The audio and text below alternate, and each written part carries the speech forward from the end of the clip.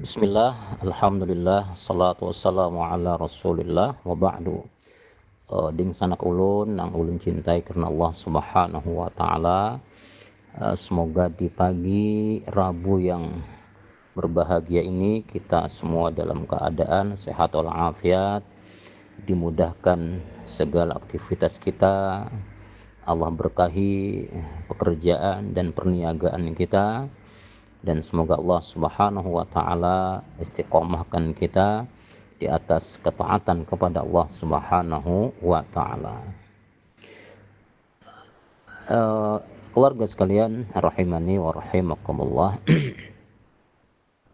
beribadah kepada Allah subhanahu wa ta'ala merupakan inti dari diciptakan dan diadakannya kita.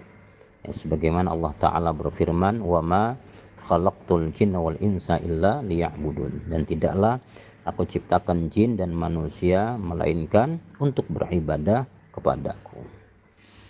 Nah, kemudian ibadah apabila ingin diterima Allah Subhanahu wa Ta'ala, maka sebagaimana dijelaskan para ulama bersumberkan dari Al-Quran dan sunnah-sunnah Nabi Sallallahu Alaihi Wasallam, harus terpenuhi padanya dua syarat. Jadi kalau ibadah yang kita lakukan ingin Allah terima, kemudian diberikan kebaikan dan pahala di dalamnya, maka harus terpenuhi dua syarat.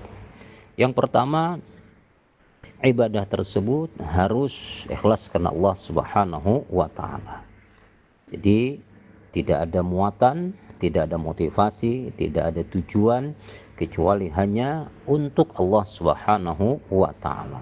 Salat kita, puasa kita, zakat yang kita keluarkan, infak sedekah yang kita salurkan, ya, ibadah umrah haji yang kita tunaikan, maka pastikan tujuannya hanya karena Allah Subhanahu wa Ta'ala. Ya, sebagaimana Allah Ta'ala berfirman, wa ma umiru illa liya'budullaha mukhlishina lahuddin. Ya, apa kata Allah? Dan tidaklah mereka itu diperintahkan kecuali hanya untuk beribadah dan memurnikan ketaatan itu, ibadah itu hanya kepada Allah Subhanahu wa Ta'ala. Maka ini merupakan dalil utama apabila kita ingin ibadah yang kita lakukan Allah terima. Tidak ada riya di dalamnya, tidak ada sum'ah di dalamnya, tidak ada urusan-urusan dunia di dalamnya. Tujuan kita hanya karena Allah Subhanahu wa Ta'ala.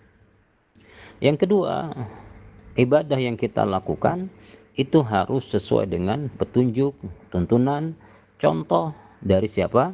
Nabi kita sallallahu alaihi wasallam. Ya, jadi pastikan apabila kita melakukan suatu ibadah, maka tugas kita adalah untuk mengetahui, untuk mengilmui apakah ibadah ini ada tuntunannya, ada pijakannya, ada contohnya ataukah tidak.